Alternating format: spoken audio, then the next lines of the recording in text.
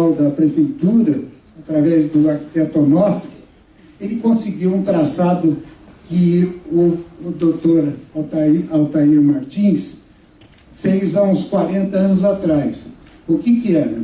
Era ligar a Raposo Tavares, após o Rodoanel, por uma rua que passava por baixo do Rodoanel e entrava na rua do mesmo nome, que fica Altair Martins. E ia até o Tijuco Preto, até o Tijuco Preto aqui. Então, naquela época, esse projeto era viável. Hoje, não mais.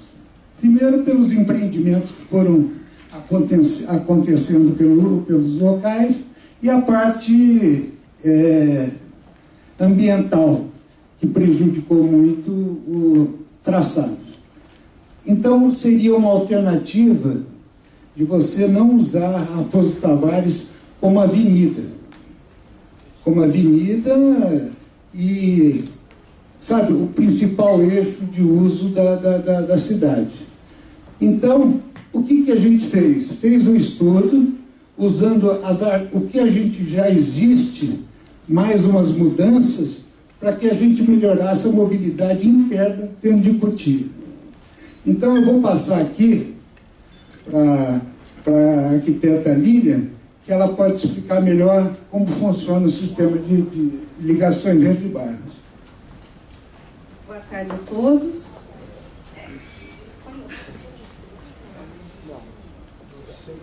Eu fiz um levantamento no Google Earth, tenho uma dificuldade com essa palavra, para ver o que a gente já tem de vias já utilizáveis na cidade, que permitisse a gente fazer um traçado ao redor, sem ter que usar a Raposo como alternativa, que hoje a Raposo ela é utilizada como uma grande avenida. A gente não consegue sair do centro de Cotia e ir até a Granja Viana sem utilizar Raposo. Não existe uma alternativa direta ou indireta que permita esse acesso. Olhando pelo Google, eu encontrei várias vias, que as vermelhas seriam as arteriais, são vias que chegam na Raposo e acabam desembocando em lugar nenhum. Muitas delas, elas acabam num ponto que não tem ligação. São as que estão em vermelho. As que estão em verde seriam vias arteriais existentes hoje. São ruinhas, vielas, pequenas passagens, mas que interligam essas vias maiores arteriais e permitiriam deslocamento por alguns pontos sem a necessidade de utilizar Raposo Tavares. Só que tem alguns pontos que são críticos e não tem ligação nenhuma. Então, o que a gente identificou foram essas em laranja, que são alguns trechos pequenos. Nós não temos nenhum deles que chega a 1000 metros. Se for construir uma via, interligando uma a outra, a gente consegue fazer como se fosse, talvez até um mini anel de Cotia, com duas passagens. Uma que ficaria no Parque São Jorge, que é consenso geral, acho, ligando a Avenida Dene ao outro lado, né, no Bem-TV, ali todo mundo conhece. E outra passagem, que é a do São Paulo 2, que seria uma outra via que permitiria o trajeto entre os dois lados da Raposo sem que se utilizasse a Raposo.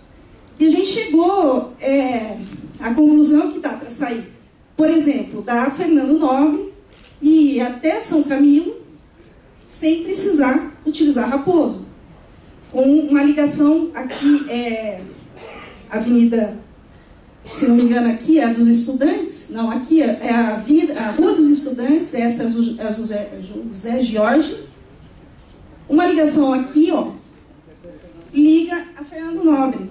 A gente consegue fazer uma ligação com Fernando Nobre. Então, com pequenas intervenções, a gente conseguiria que as pessoas que hoje utilizam a Raposo para ir até a São Camilo, a Félix, e elas façam todo esse trajeto sem utilizar a Raposo Tavares. Elas possam fazer, levar filho para a escola, que é exatamente o que o capitão da Polícia Militar Rodoviária falou, que são os picos, né? É de manhã para escola e trabalho, e no final da tarde escola e trabalho. São os picos que a Raposo tem. Então a gente tiraria todo esse pico de escola e só teria do trabalho, que já reduziria de maneira, acho que, significativa o tráfego na Raposo. É uma ideia aí que a gente está estudando.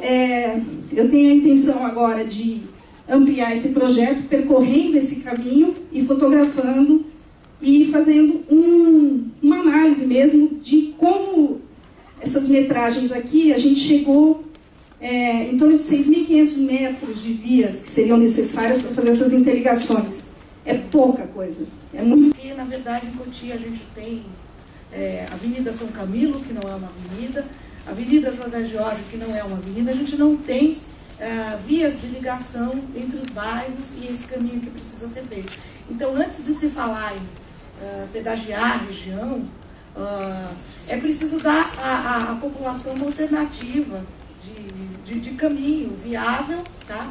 E isso, por si só, a gente tem certeza que vai desafogar bastante a Raposo, quem vive aqui sabe disso.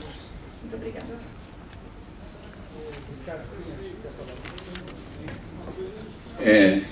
Eu acho importante acentuar uma coisa. O nosso grupo de estudo trabalha com modelos.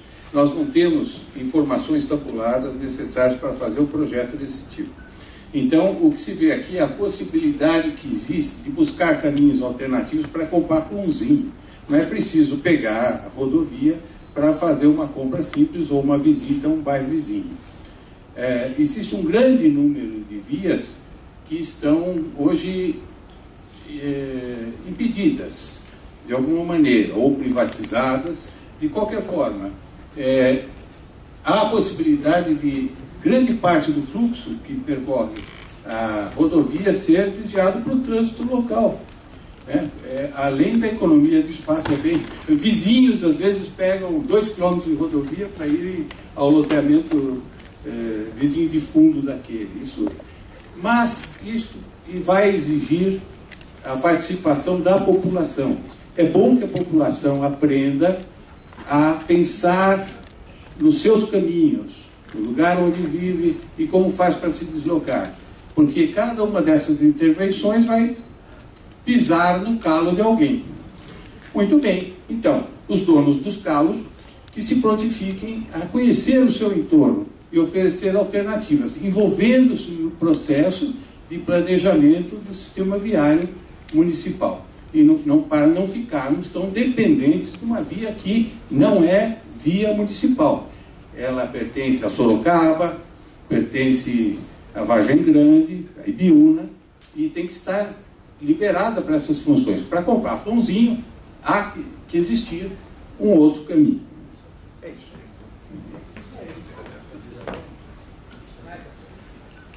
Boa tarde. Nosso grupo, a gente também discutiu, evidentemente, isso seria uma solução muito interessante, já que Cotia não tem um sistema de viário próprio. Mas a situação atual é que nós temos a Raposo Tavares travada e a nossa avenida. Então, uma das coisas que poderia ser feito com um custo muito baixo e muito rapidamente seria simplesmente disciplinar esse tráfego. Hoje nós temos comumente caminhões na subida, ocupando as 3 faixas, uma a 20, outra a 21, outra a 22 km por hora, e aquela fila enorme atrás. Então a gente acredita que uma disciplina nesse tráfego de caminhões, eventualmente até com proibição em horários de pico, possa ser uma solução, pelo menos momentânea, né, para se aliviar um pouco, porque cada dia que está passando está piorando. Outra coisa é no quilômetro 29, ali na Gerdau, nós temos um ponto do ônibus que fica exatamente no top da subida, que por si só já é um fator de lentidão, e esse ponto de ônibus está em uma das faixas. Então é não raro ali ficar com um ônibus e para uma outra lotação paralela a esse ônibus e fica só com uma faixa. E o reflexo vai até depois do Rodoanel. passa pela grande, o condicionamento, tudo por causa desse ponto de ônibus. Seria isso aí. Obrigado. Então, finalizando, eu gostaria de deixar aqui um convite a todo mundo. O grupo de trabalho se reúne na última quarta-feira do mês, na sede da ETEC, ali na Avenida Santo Antônio 294. Então, quem quiser participar, for profissional, queira dar uma contribuição para a comunidade, a gente está com as portas abertas, vamos discutir, para que o ano que vem a gente possa ter alguma coisa mais formulada, melhor formulada, e apresentar para a Prefeitura, para o novo plano diretor de Cotia. É isso aí. Muito obrigado para vocês.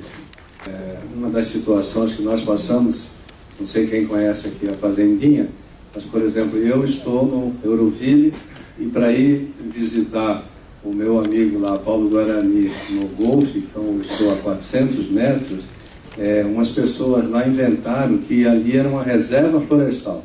Bom, está asfaltado já há um tempão, e nós ficamos com aquilo bloqueado uns 2 anos. Aqui está o Aureliano, o doutor Aureliano, e a esposa dele, o Silvio Furquim, eu, entramos aí com ação, né, doutor Aureliano? Fomos até onde devia e hoje está liberado. Hoje eu posso comer um churrasquinho lá no meu amigo Paulo Guarani, andando 300, 400 metros, quando antes era 6 quilômetros. O que eu quero mostrar isso? A força da sociedade, a força que a gente tem em se mobilizar. Mas é a mesma coisa lá. Todo mundo prejudicado, mas quem foi? Fui eu, o Silvio Furquim, foi o doutor Aureliano, a esposa dele, mais um, e entramos com ação, fizemos de tudo e tal, para liberar. E até hoje não está resolvido, porque tem uma meia dúzia lá que acha que passando carro na frente dele atrapalha o soninho dele, né? Então, gente, é isso que nós estamos tentando mostrar. Nós vamos mudar a Raposo, nós vamos mudar a região, se todo mundo participar, né? Obrigado. Na verdade, eu estou aqui mais para prestigiar o evento, porque o CAL participou desde o início, né, com patrocínio. Tem vários materiais que estão aí com vocês aí, é uma boa leitura, alguma coisa que está mostrando o que nós estamos fazendo devagarinho, porque na verdade nós estamos ainda de fraldas, né? Porque o CAL, o Conselho de Arquitetura, foi criado no dia 31 de dezembro de 2010, passou-se um ano para estruturar e tal, fazer a eleição, então ela realmente começou a funcionar em 2012, no dia 1 de janeiro, né? Então nós estamos realmente um dos conselhos mais novos, né, que existe no Brasil, né? E apesar de a gente ter saído do Conselho de Engenharia e Arquitetura, né, e uma boa parte dos conselheiros que estavam lá vieram para o CAL, né, tinha muita coisa para fazer, né? Desde o primeiro dia nós tivemos que buscar um endereço, né, buscar uma conta bancária, montar os NPJ, e alugar uma sala, enfim. Olha, e por ser uma autarquia, com toda aquela dificuldade de obedecer às leis de licitação, leis não sei o quê, né? Imagina a dificuldade. Mas nós estamos funcionando. Chegamos até a ter revistas, nós temos programas, temos patrocínios, né? Eu acho que as coisas estão funcionando, né? Então, devo agradecer a todo o pessoal que trabalhou até hoje para montar o CAL e para os futuros sucessores que vão tocar o CAL para a gente. Eu estava olhando aqui o programa, né, e eu vi que tem uma série de palestrantes muito importantes aqui, alguns que eu já conheço de longa data, como o caso do Cultura, desde o Instituto de Engenharia, né, deputado federal, vereador, né, e pessoal do metrô, Polícia Rodoviária, né. Então eu acho que enriqueceu bastante essa diversidade. Uma das coisas que me foi colocado aqui, como representante do Conselho, é dizer o que o arquiteto tem a ver com isso, né? Primeiro que o título não é arquiteto, é arquiteto e urbanista, né? E como arquiteto e urbanista a gente mexe com as cidades, né? A cidade é todo um meio urbano, e um meio urbano é uma coisa muito complexa, né? Não está nem na mão do arquiteto, nem na mão do engenheiro estrutura, nem na mão do engenheiro rodoviário, nem de ninguém. É uma soma de uma série de coisas que acontecem simultaneamente, de uma forma muito importante, para que todas elas trabalhem de uma forma integrada. Daí deriva uma cidade mais eficiente, menos eficiente e assim por diante. Agora, como representante dos arquitetos e urbanistas, eu acho importante a gente defender o nosso ponto de vista, vamos vender o nosso peixe, né? O que faz o arquiteto urbanista? Ele faz planejamento, né? Ele faz projeto, ele vive disso, né? Então, uma coisa importante, no caso de cidades, é o arquiteto ele ter um entendimento, né? Porque ele tem um pensamento generalista, ele procura juntar as várias partes que constroem a cidade e dar uma organização nessa estrutura, nesse planejamento, desse plano.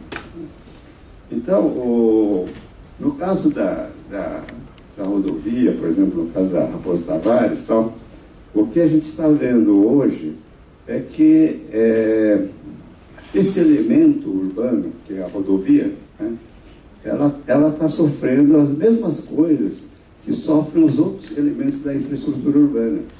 Ela vem a reboque, né? Quando tudo isso devia ser planejado junto, né? Uma cidade não pode, aos poucos, transformar uma rua numa avenida, e essa avenida virar uma rodovia, depois essa rodovia virar não sei o quê. Então, é um transtorno. O transporte público urbano baseava-se essencialmente nas redes de ônibus. O transporte mais entre o Porto e os outros municípios era também assegurado por redes de ônibus e por uma rede muito débil de trem, também com muito pouco investimento. E, por sua vez, nos anos 90, começou a haver uma grande oferta de crédito e, portanto, as pessoas puderam começar a adquirir os seus carros. As condições económicas melhoraram bastante e as pessoas começaram a comprar o seu transporte individual. Mas, obviamente, esta oferta não foi acompanhada também com um investimento também nas infraestruturas. E, portanto, a cidade não estava preparada para receber todo este número de automóveis que cresceu exponencialmente. E, a dada altura, isto são imagens da época, a dada altura a cidade estava a começar a colapsar. Nos principais pontos de entrada da cidade, os tempos de espera eram enormes, ou mesmo quando fluía, bastava um acidente para tudo ficar parado. E então, à época, os autarcas da cidade juntaram-se, os autarcas da região, da área metropolitana, juntaram-se, juntamente com o apoio de vários técnicos, começaram a avaliar o que fazer, porque perceberam que a situação que se aproximava era crítica. O Silvio Neme falou que já está em fase final de negociação para aquela melhoria no viaduto do 23, na entrada da GE. Então é uma coisa que está por pouco, né, Silvio? Pequena melhoria, né? É uma quarta faixa na Raposo Tavares, no sentido de São Paulo, naquele trechinho entre o supermercado Walmart e até a passagem do viaduto. E depois que é uma obra de geometria, estamos negociando lá com o imóvel, lá com a GE, para a concessão de uma área para que a gente possa fazer o retorno. Aqui eu vou responder. Ele pergunta aqui, o Jairo, aqui, que pouca gente colocou o nome. Em 2007 foi realizado o primeiro fórum sobre a Raposo, 7 anos se passaram, cada ano mudou. O que vai ser diferente nesse? A diferença nesse aqui, Jairo, é que nós falamos anteriormente, nós vamos fazer então um comitê permanente que nós vamos ficar acompanhando aí com a ETEC, com o CAL, com a prefeitura, etc. Nós vamos ficar cobrando do governador eleito que vai chegar lá em outubro, para não ficar mais jogada, vamos ficar uma cobrança constante para ver se a gente consegue dar um passo a pé. Para Paula, a cidade de Cotia tem um grande problema com a falta de calçadas. Como que a gente pode fazer essa mobilidade, andar a pé na cidade de São Paulo desse jeito? O que você acha que pode fazer, Paulo? Bom, primeiro o que a doutora, né, falou. Primeiro você tem que dar as condições das ruas para você poder criar as calçadas e aí torná-las acessíveis. Agora, aqui é complicado, porque aquilo lá, cada caso é um caso, você tem que estudar junto à secretaria, porque você tem que, a gente tem muito declividade, aclive, muito subida e descida em Cotia, então isso daí tem que ser estudado caso a caso. E a ajuda da população, de cada empreendimento, cada edificação é dono da sua calçada. É como lá nas ruas que eu mostrei exemplos, associação de bairros, e fazer um estudo bem detalhado. Olha, eu entendo que estão fazendo o plano diretor. E o plano diretor podia inovar, elegendo as vias principais, ou quase todas, dando uma diretriz de recuo obrigatório, entendendo que a propriedade, quer dizer, que ele não pode invadir nada do viário público com a propriedade dele. Então, tudo o que ele tem de necessidade de entrar no seu lote deve acontecer do lote para dentro. Então, dá um recuo, e um recuo obrigatoriamente na frente para caber essas soluções. Então, é um pouco complicado, porque eu nem sei se o TIA tem mapeamento suficiente para isso, mas tem que ver uma maneira genérica para colocar isso na legislação. E é o plano diretor que tem que se cumprir, e não pode ter lei de anistia, né? Isso falta a fiscalização do Sim. competente. É a próxima. Não tem multa, aqui é um país onde nada funciona por isso. Não, mas no Brasil tem fiscalização de alguma coisa? Tem. Só me desculpe, tem. Exatamente, depende da população cobrar, exatamente isso. Ah, bom, a fiscalização tem que vir da população. Então é a própria população que tem que deixar de ter medo de ser dedo duro e se organizar para anunciar uma obra irregular, levar ao poder público uma obra irregular. Se ele não vai, porque ele também tem, aí fica difícil. Com licença, a gente fala muito de mobilidade, só que existe uma coisa em Cotia. Nós temos bairros fechados, né? Nós temos bairros fechados com a conivência, né, dos nossos...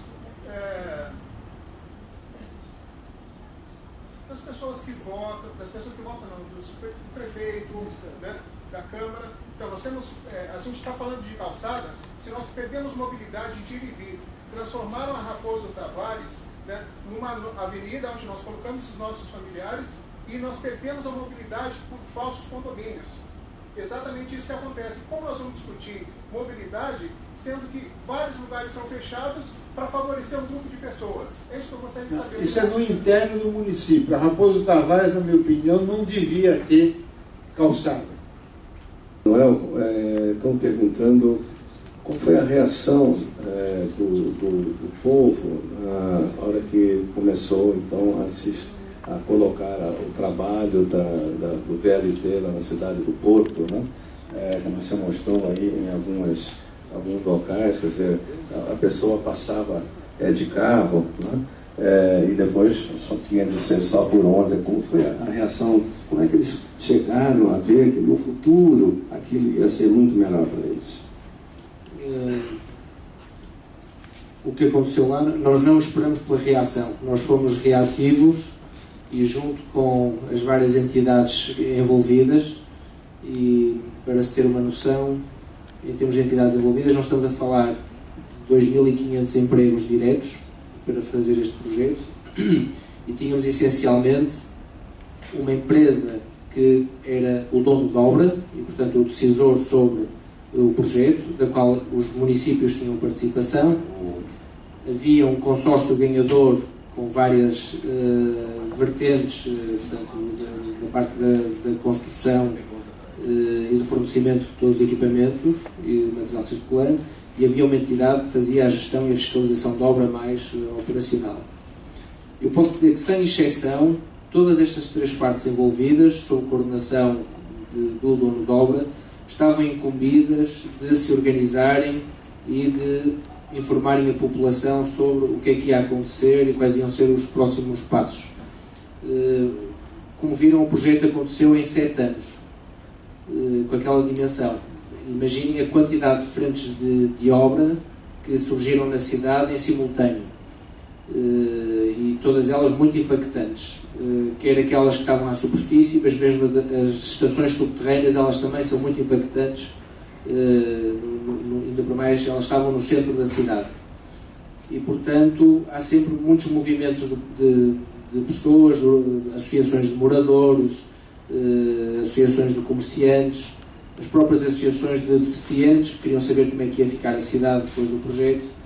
E, portanto, nós, juntamente com os municípios e com as freguesias, que são subdivisões administrativas dos municípios, organizávamos fóruns com as pessoas para os informar. E, portanto, desde o início tivemos que criar essa relação de confiança para que as pessoas percebessem o que é que ia acontecer e em termos destas frentes de obra, nós dizemos a obra vai começar no dia 1 e acabar no dia 20 daqui a 2 anos, e éramos extremamente escrupulosos em cumprir ou no limite aquilo que nós poderíamos dar era uma boa notícia que a obra tinha sido antecipada.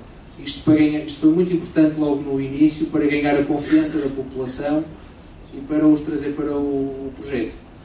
E, portanto, as reações, houve efetivamente reações por desconhecimento, a comunicação social por vezes antecipada, sem lançar notícias, e nós fizemos inclusive um trabalho com os jornalistas a pedir para não enviar notícias avulso para a população, porque esses receios criavam-se, e portanto houve aqui de facto um esforço muito grande de coordenação entre todas as partes envolvidas. Você acha que, nós estamos aqui com 170 a 180 mil veículos diariamente, com esse projeto que você falou aí do VLT, quantos veículos desses 170 mil você acha que sairiam da Raposo? Depende do dimensionamento do modo de transporte, porque ele, como viram, pode cobrir de uma forma rápida os 10 mil passageiros por hora de destino, mas pode ir até cerca dos 30 mil, como vimos também na outra apresentação. E, portanto, se nós estivermos a falar numa aceitação de cerca de 20% daquilo que é o trânsito individual e uma transposição para o trânsito, para o transporte público, é relativamente fácil fazer a conta, porque podemos chegar a números muito perto da capacidade máxima do modo de transporte. De qualquer modo, eu queria realçar que a implantação de um sistema como este, de um método ligeiro, nunca se faz de modo isolado, necessita sempre que haja outras intervenções de compensação para que o impacto e a aceitação do próprio modo de transporte seja positiva. Nós, nos estudos de tráfego que fizemos, por exemplo, nós fazíamos contagens de tráfego, depois de fazer uma análise de sobreposição do espaço que estávamos a ocupar na rodovia, nós fazíamos esse diagnóstico a perceber como é que ia ficar o tráfego, e nunca fazíamos uma redução à expectativa do número de veículos, ou seja, fazíamos a análise sempre no pior cenário, que era ninguém ia andar no VLT e o tráfego ia continuar a crescer com a mesma cadência, com a mesma velocidade. Isto para nos protegermos em termos das soluções adotadas. E, portanto, depois chegamos à conclusão que 20%, conseguimos retirar 20% do tráfego existente. Mas, de facto, os estudos são sempre cautelosos, e a implementação do modo de transporte com estas características obriga sempre a uma análise, não só para os grandes eixos, mas uma análise mais local também, como foi feita esta aqui, de ver os arruamentos locais, perceber bem que tipos de movimentos, o diagnóstico é muito importante, perceber bem que movimentos é que existem nesse cenário, e separar e criar infraestruturas para aquilo que é o trânsito local, o trânsito de atravessamento e para o transporte público. Todos eles têm que conviver, inevitavelmente. Comandante Martins, perguntando aqui o seguinte: agora nós estamos colocando radares, se isso ajudaria a impedir que os caminhões, aqui como falaram aqui, o trânsito de caminhão muito grande, eles entrarem na terceira pista, porque, por exemplo, acontece isso muito depois do quilômetro 26, aquela subida, ela para, porque os caminhões ficam na terceira pista. Isso sim, eu acho que talvez, aqui pegando um gancho aqui na pergunta, nessas subidas, limitar o caminhão a ficar na faixa da direita e 2 pistas para os carros, porque os caminhões estão segurando nas subidas o tráfego da região. Certamente, o transporte rodoviário de carga, ele tem uma influência muito forte sobre a mobilidade, considerando até o tamanho e a proporção e a tomada de espaço. Isso tem que ser tudo pensado e executado. Para essa questão, né, nós precisamos inicialmente, de acordo com a mudança que houve no CTP em 98, e não foi pensado nisso, a sinalização da via, é necessário que ela seja sinalizada, direcionando o veículo pesado para a faixa da esquerda, da direita, tirando ele da esquerda. Essa é a primeira providência. A partir daí, a Polícia Rodoviária pode fazer uma fiscalização com os policiais, e também nós temos um projeto que foi desenvolvido pela Ecovias, em conjunto com a Polícia Rodoviária, em que foi instalado um radar, né, que faz a verificação do trânsito desses veículos na faixa da esquerda. E, inclusive, até recentemente andamos conversando também com a VOS, pensando em adotar a implantação desse sistema também como um teste na Castelo Branco, em alguns pontos que nós percebemos esses abusos. Mas, para a mobilidade em si, nós temos que pensar o seguinte, e a proposta que foram apresentadas, nós temos que tirar veículos da via, né? Mesmo que nós fiscalizemos, teremos todos os caminhões da faixa da esquerda, nenhuma faixa vai andar se a capacidade da via não for respeitada. E isso é importante que seja pensado, e as propostas vão nessa linha. Então é uma medida paliativa, não para os momentos de pico, onde você tem o trânsito totalmente parado. Então o caminhão na esquerda, na direita, no acostamento, todos eles estarão parados, inclusive os veículos menores. Pergunta aqui se é a responsabilidade da Polícia Rodoviária parar esses caminhões que estão soltando uma fumaça tremenda, né?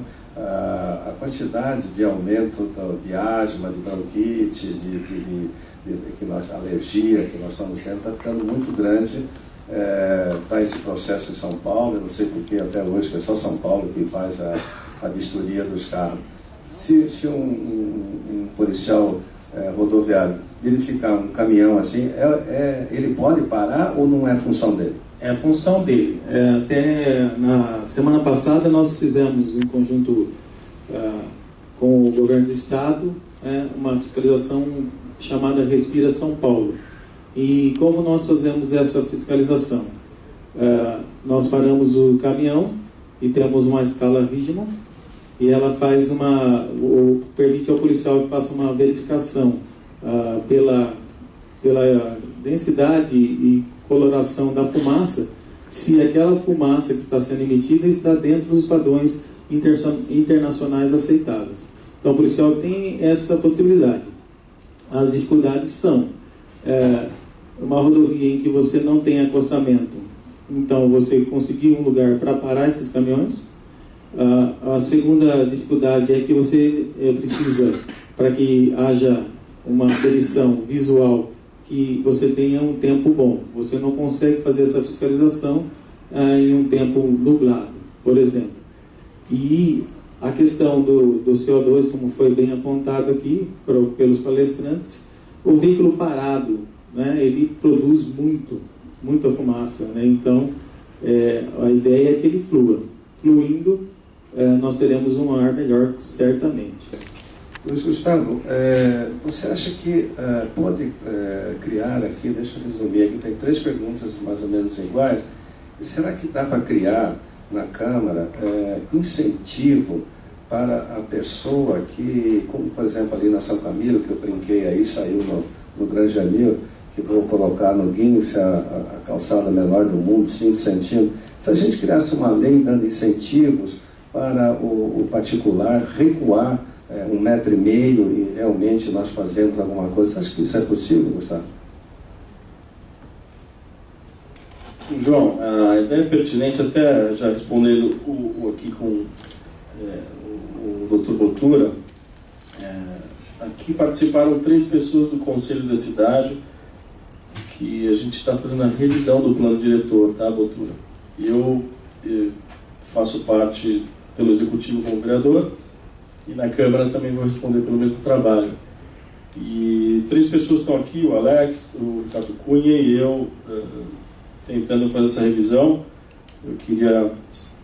É pertinente a pergunta, tá, João, só para me estender, mas todo mundo está convidado a participar, isso é portas abertas, toda primeira terça-feira do mês, às 15 horas, na Secretaria de Habitação. Isso é aberto, tá? Para realmente saber em que passo a gente está, que tipo de discussão. Uma série de ideias a gente está recebendo e contribuindo e começando a discutir lá, João. Essa sua ideia lógico, válida e bem intencionada. Uma política de incentivo, eu não sei. Legalmente, eu não sei se a gente consegue... Eu não sei se a gente consegue dar benefício por ele fazer fiscalização, por ele ceder o terreno dele. Tem que ser uma desapropriação amigável. Não é assim. Eu aprendi não é assim. Você não consegue mexer em orçamento como se fosse uma empresa comum. Você tem que justificar a perda de uma receita por outra. Mas assim, a ideia vai ser estudada, o que eu achei muito bacana. São Camilo tem que ter um recuo de 15 metros para qualquer coisa nova, do eixo da rua.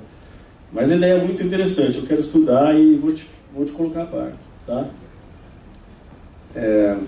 Você acha que ajudaria a imprensa a fazer uma campanha para conscientizar o comerciante de que se ele tiver uma calçada digna, ele vai aumentar a venda, mais pessoas irão até aquele estabelecimento?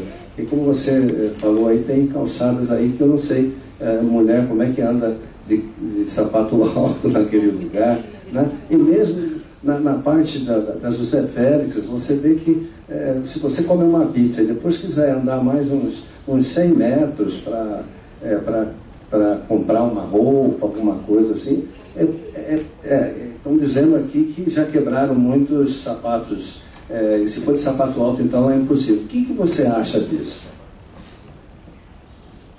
Eu vou dar como exemplo, por exemplo, naquelas ruas que eu mostrei as fotos, que foram a João Cachoeira e a... Isso, Oscar Freire. Lá foram associações de lojistas que se reuniram e reformaram a calçada. Já eu participei do projeto, nós elaboramos o projeto de acessibilidade da Nossa Senhora do Loreto, na Vila Maria, não sei se alguém conhece. E lá foram 1.600 metros lineares de calçada, tanto para subir quanto para descer. E lá foi a subprefeitura, nem parceria com os lojistas, a subprefeitura chegou e reformou a calçada e os lojistas tiveram que se adequar dentro das lojas, né?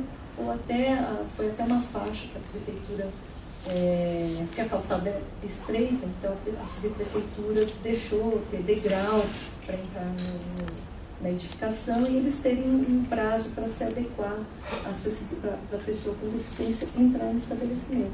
Então tudo depende, você pode fazer propaganda na televisão, no rádio, como a travessia de faixa de pedestre, você pode fazer tudo isso. Mas eu acho que tem que ter a conscientização de cada lojista, com a associação do bairro, dos lojistas e a própria subprefeitura do local. Aqui no caso de Cotia, a própria prefeitura. Né? Existe um plano, um PAC da mobilidade, que já prevê no plano de mobilidade urbana as intervenções com calçadas, tá? Então isso já está previsto aí. Então é uma questão mesmo de projetar e isso fazer parte do projeto. A partir de 2015, as cidades que não apresentarem esse plano, né, o plano de mobilidade, e que não fizerem esse plano, não apresentarem esse plano, Por isso que é muito importante, estava até discutindo aqui com o Luiz Gustavo, que é a inclusão exatamente desse plano de calçadas de mobilidade para pedestres da cidade.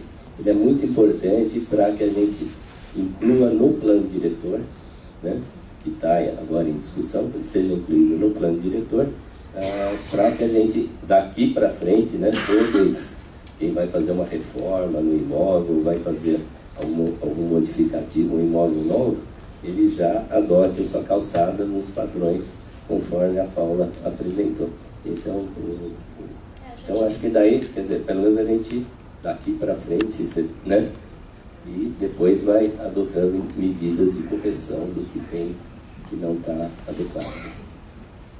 Só um minutinho, com relação a esse assunto geral aí, isso está previsto no Código de Obras da Prefeitura, que foi feita a revisão pela própria ETEC. Nós formamos um grupo em conjunto com a Prefeitura e fizemos a revisão do Código de Obras de Cotia.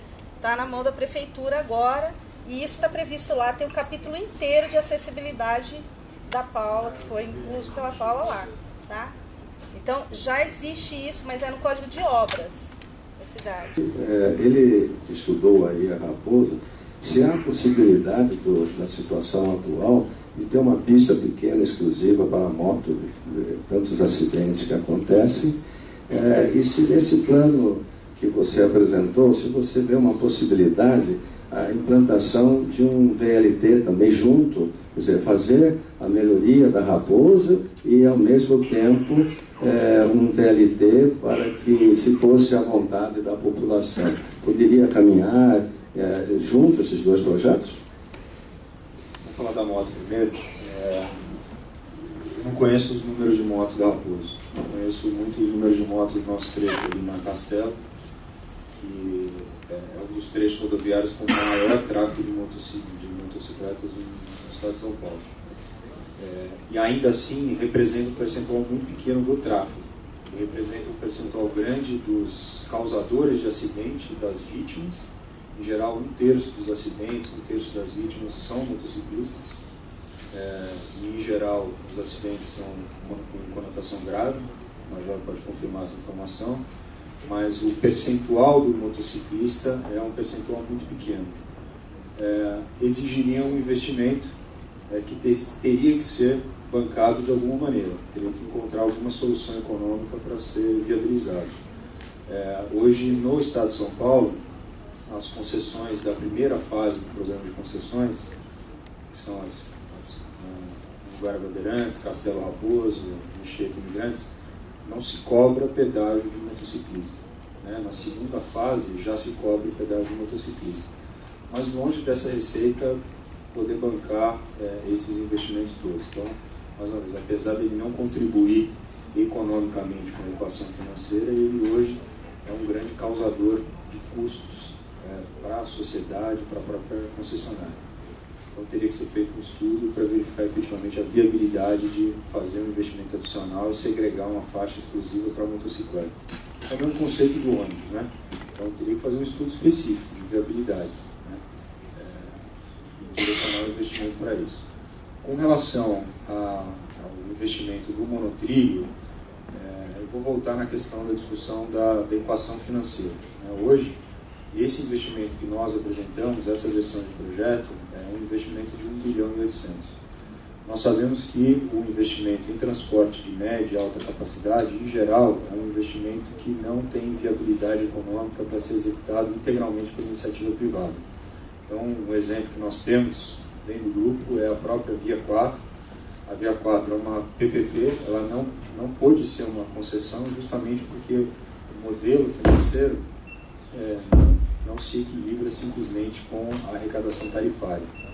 Então, o modelo lá da Via 4, o governo do estado faz a construção de toda a infraestrutura, as estações, as linhas todas, isso é obra pública, e depois é feita a licitação da operação de todo o material rodante, os trens, a sinalização, os sistemas, e a concessionária vai operar. E ainda assim, essa operação ela não se sustenta simplesmente com a receita tarifária, que muitas vezes precisa ser uma tarifa subsidiada, senão fica uma tarifa que o usuário não consegue pagar. Então, lá na Via 4 há uma contraprestação do governo do estado que é paga em complemento à arrecadação tarifária da concessionária. Então, de novo, se a gente quiser trazer o exemplo para cá, isso naturalmente agregaria um investimento adicional que teria que ser viabilizado numa equação financeira de alguma maneira, muito provavelmente com dinheiro a fundo perdido, que a gente chama do governo, das várias instâncias, governo federal, governo do estado. Silvio, é possível, caso o dono do imóvel não faça a calçada, a prefeitura fazer e cobrar no IPTU como melhoria do imóvel? É uma medida que nós estamos adotando em alguns lugares. Quem não faz calçada, há cobrança posterior no IPTU. Então a prefeitura pode executar, aciona o proprietário, se ele não executar, aí há cobrança posterior no IPTU. No IPTU não pode. Oi? No IPTU não pode. Não, ele vem junto. Não, no IPTU não pode. Você pode fazer uma outra cobrança à parte. O IPTU é pelo valor do imóvel, é outra finalidade, é outra classificação. Você deve ter, então, uma forma de cobrar uma prestação de serviço que foi fazer a calçada. A Secretaria de Habitação nos passou que haveria a possibilidade da cobrança no IPTU.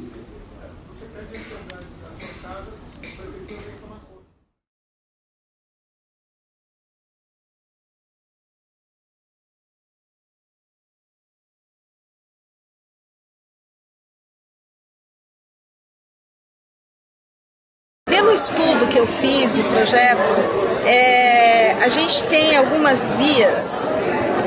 Essa estrada municipal, pelo que eu me lembre, paralelo a ela, teria essa doutora Altair Martins, que com um pequeno trecho, eu não me lembro agora de cabeça, mas eu acredito que dá menos de 100 metros, a gente consegue interligar a estrada municipal com a doutora Altair Martins, que por sua vez, ela se liga com a antiga estrada do Daê, que o pessoal chama aqui, que tem uma passagem sobre o Rodanel, sai na Avenida 28 de Setembro, já do outro lado de São Paulo.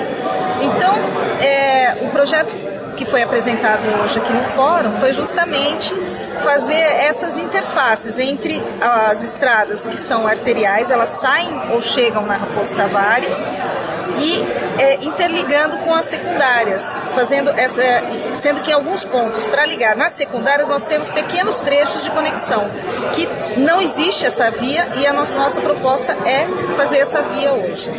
Eu gostaria até que a senhora aproveitasse, eu vi que há um convite para as pessoas participarem com a ETEC, mandando sugestões. Grupo Técnico de Estudo de Mobilidade. Nós montamos no começo do ano na Associação dos Engenheiros Técnicos, Associação dos Engenheiros e Técnicos de Cotia,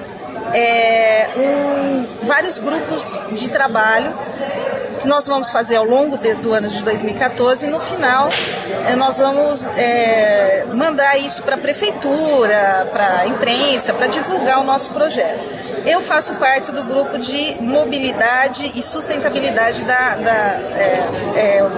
nosso grupo chama Mobilidade na cidade de Cotia, né? E as nossas reuniões são todas as últimas quarta-feiras do mês, lá na sede da ETEC, que vai ser, amanhã nós temos uma reunião do grupo de mobilidade. É aberta, todo mundo está convidado a participar. Ela começa às 18 horas. 18 horas. 18 horas. Mobilidade urbana, Cotia tem jeito? Olha, jeito tem. Passa por um trabalho de conscientização dos moradores. O que eu percebi, inclusive quando eu fiz o meu projeto, até com os meus pares, que existe uma tendência a pensar assim, não, mas se vai passar, essa conexão sua passa por dentro de um condomínio, não pode. Primeiro que condomínio, o conceito de condomínio aqui em Cotia, ele é entendido de maneira errada. Ele não é condomínio, é bolsão residencial. E o bolsão residencial ele tem uma lei própria que rege. Então, as pessoas colocaram portaria, e eu até entendo, porque existe uma criminalidade grande, o poder público não tem condições de atender a todos, e até a parte da própria prefeitura com relação à infraestrutura do local mesmo. Cotia não tem praticamente lugar nenhum sistema de tratamento de esgoto. É um problema sério. Então, as pessoas acabam se unindo em grupos e criando o que a gente costuma chamar de gueto, né? A gente cria um gueto, fecha, e aquelas pessoas ali, elas se cotizam e fazem a parte que seria do poder público, porque ele não consegue suprir essa pauta. Se essas pessoas se conscientizarem, eu acredito que sim, que a gente pode melhorar. Resolver é muito difícil, até pela própria história de Cotia, né?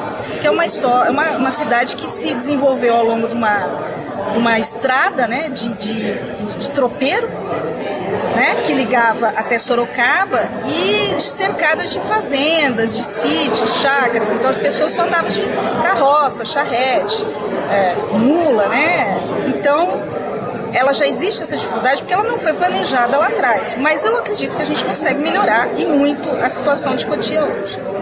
Olha, eu agradeço bastante a sua atenção. Desejo boa sorte ao grupo da senhora, a esse grupo que a senhora faz parte, e que vocês realmente consigam trazer um pouco de luz aqui para a cidade, porque parece que há um apagão em termos de tá congestionado, mas o que se pode fazer? Nós temos que mudar esse conceito do deixa para lá e vai tocando. Inclusive a gente sabe que quando mexe com determinados padrões, as pessoas não gostam. Ninguém gosta do novo, essa que é a verdade. Mas eu acho que está na hora de se acostumar com o novo, porque Cotia e Raposo Tavares já não é um casamento mais, né? Muitas pessoas não são nativas, elas não nasceram em Cotia, elas adotaram Cotia como sua cidade. Eu sou um exemplo, eu moro em Cotia há 9 anos. E eu percebo que existe, acho que até pelo fato da pessoa não ter nascido aqui, ela quer preservar o espaço dela, mas ela não se preocupa com o resto da cidade, porque ela não é dessa cidade, ela não participa da cidade como morador, assim, ativo. Quer dizer, ela mora aqui, ela dorme aqui, mas ela vai ao cinema, vai ao shopping, vai ao teatro em São Paulo. Então, as pessoas precisam, aliás, a grande maioria nem vota em Cotia. O título continua em São Paulo. Até a placa do carro. Até a placa do carro, exatamente. Então, eu acredito que a gente precisa conscientizar essas pessoas que, já que elas adotaram Cotia como moradia, que elas adotem o sistema de Cotia, que vivam em Cotia e que lutem para melhorar a situação de Cotia, porque se ela escolheu aqui é porque algum motivo teve para vir para cá. Ela tem que melhorar o sistema de vida dela aqui também, fazer parte da cidade, né? Sua avaliação, esse foi o segundo fórum sobre mobilidade urbana em Cotia. Sim. Na sua avaliação, como que o senhor vê o que evoluiu daquele primeiro fórum para esse fórum agora que nós participamos, que até agradeço o senhor pelo convite, agradeço imensamente por o senhor estar tomando essa iniciativa, porque isso é muito importante para todos nós, né? Qual seria a sua avaliação? Então, olha, o que eu acho é o seguinte, que evoluiu muito, que nós trouxemos dessa vez muito mais técnicos, né?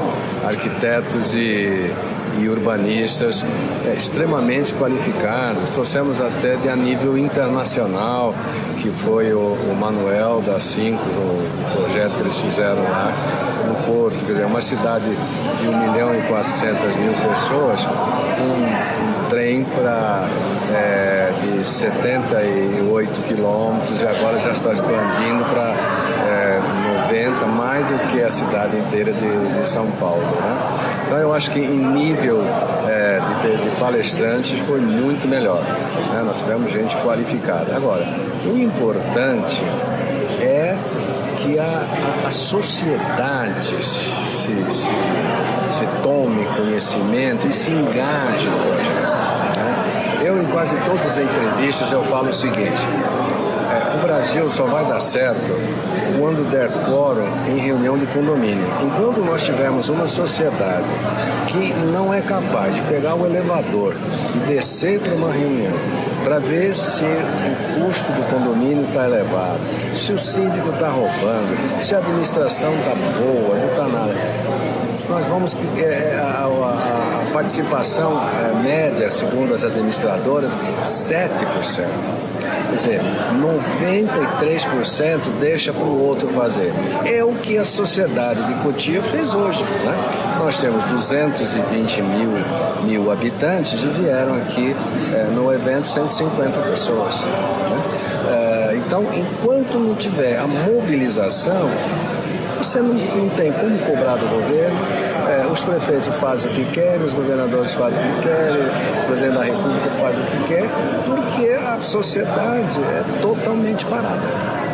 Eu vi que o senhor disse que isso não acaba aqui. Agora não acaba aqui. Vai ser levado ao governador, que seja o próximo. Então, nós vamos agora pegar as melhores ideias, mostrar essa ansiedade, né?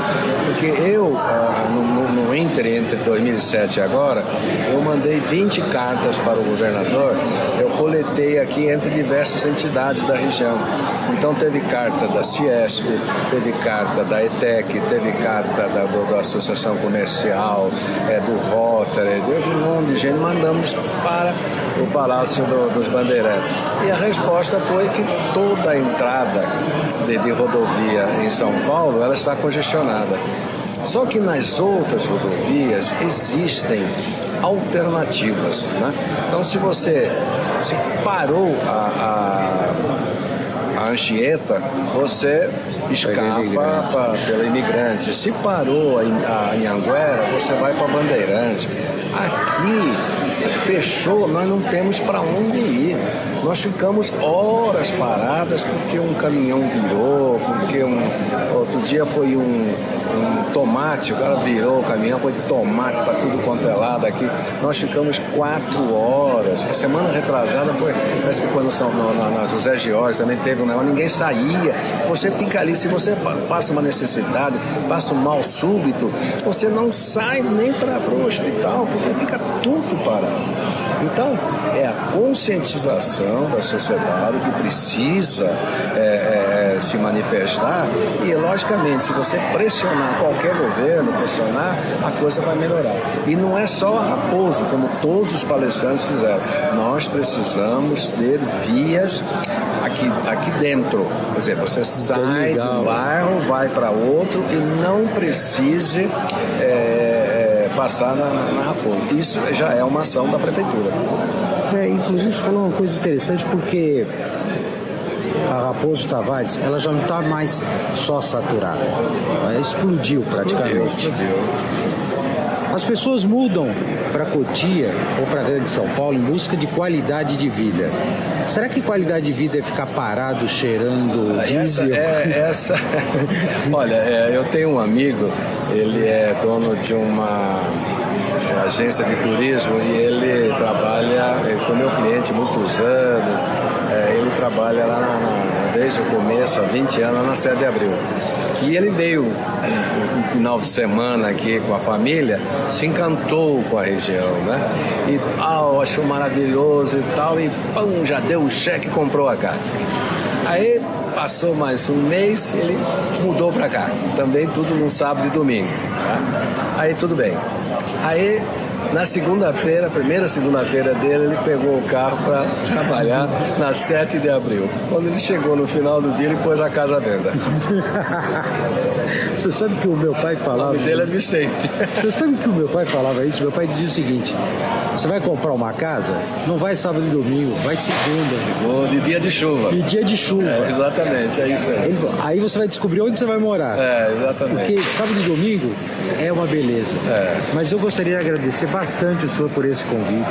O senhor pode contar com a revista 39 Mais, nós estamos abertos aí ao senhor, às propostas, ao pessoal que quer melhorar a Raposo Tavares, quer melhorar a vida. Você está falando do 39, as pessoas, eu acho assim, aqui eu acho que foi muito bacana, porque primeiro foi um alto nível, ninguém falou bobagem, né?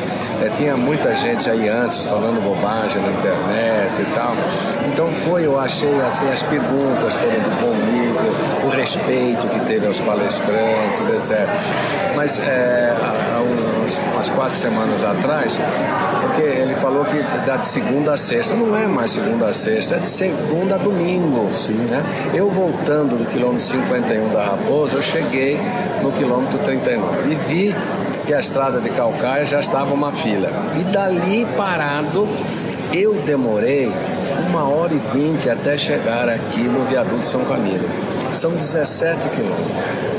O meu marcador de gasolina deu que eu consumi 3 litros de gasolina. 3 litros de gasolina custam hoje, que a gasolina está com preço defasado, R$9. Né? Então é um absurdo. Agora, as pessoas lá falam, não vai pedágio, não vai pedágio. Como não quer pedágio? Por que não vai pedágio? Porque eu não quero pagar. Mas você já paga. Já está pagando. O Botura falou, é um lucro você pagar o pedágio.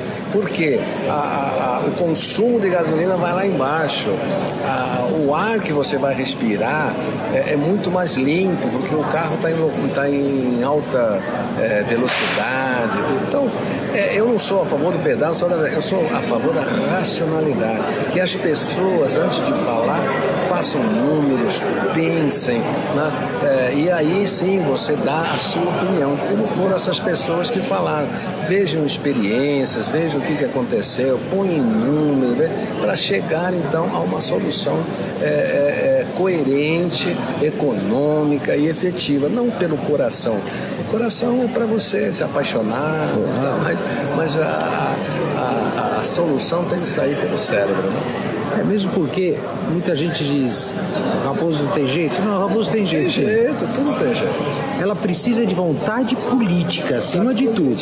Começa pela vontade política. Nós queremos mudar junto com vocês.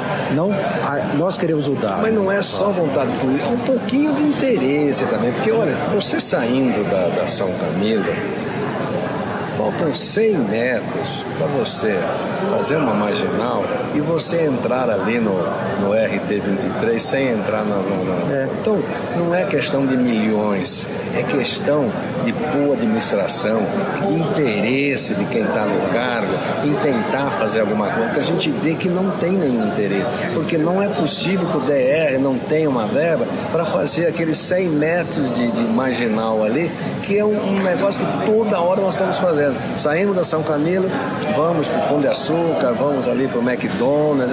O que a gente faz? Entra na Raposo 100 metros e volta de novo para a Marginal. Então, é desinteresse. O DR está totalmente desinteressado em fazer a solução para a Raposo. Em primeiro lugar, um agradecimento especial por ter recebido a gente aqui, ter feito esse convite. E uma pergunta só. Pelo que nós vimos aí durante esse tempo, Raposo Tavares tem jeito. Tudo tem solução, né, Júlio? Só não tem solução para a morte. Um abraço aos leitores da 39+, o Júlio é um amigão presente aí. Tem jeito, a gente está aí tabulando todas as ideias, né, escrevendo todas as contribuições de grandes profissionais, grandes projetos. Vamos fazer um release, apresentar isso ao governador e vamos cobrar. É o nosso trabalho, a gente tem que fazer. Olha, uma vez mais, muito obrigado e saber que o povo de Cotia pode contar com o senhor nesse trabalho lindo que o senhor está começando agora. Quer dizer, agora não, que já é o segundo fórum, né?